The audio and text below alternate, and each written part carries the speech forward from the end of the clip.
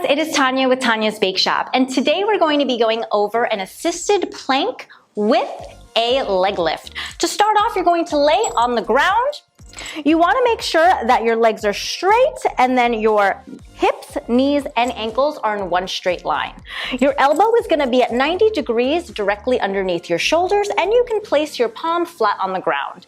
Now from here, your bottom leg, I want you to bring your leg in to 90 degrees.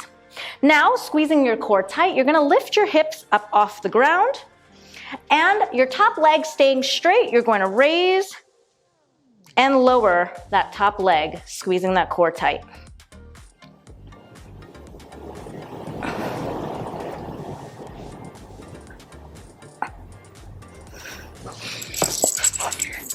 And that is an assisted side plank with a leg lift.